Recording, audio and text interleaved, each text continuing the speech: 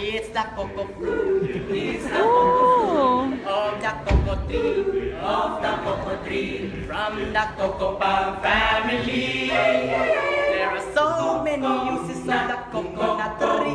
You can build a big house for the family. All you need is to find the coconut man. If he cuts the tree, he gets the fruit free. It's the cocoa fruit. It's the cocoa fruit of the cocoa tree. Of the cocoa tree. From the cocoa palm family.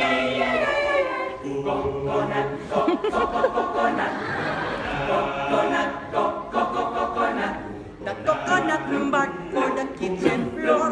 If you save some of it, you can build the door. Now the coconut run, do not throw this junk. If you save some of it, you'll have second floor. Coconut root is very good. It can stand 20 years if you pray it would. Now the coconut root, to tell you the truth, you can grow it or use it as firewood.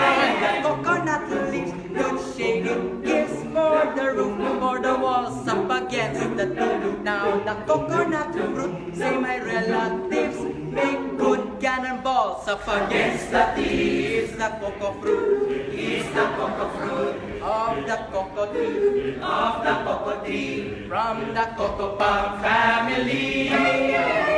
Coconut nut is a giant nut. If you eat too much, you get very hot. Now the coconut nut is a big nut, but this delicious nut is not a nut. The coconut nut is a giant nut. If you eat too much, you get very fat. Now the coconut nut is a big nut, but this delicious nut is not a nut. It's the cocoa fruit. It's the cocoa fruit of the cocoa tree. Of the cocoa tree. From the cocoa palm family. It's the cocoa fruit. It's the cocoa fruit of the cocoa tree. Of the cocoa tree. From the cocoa palm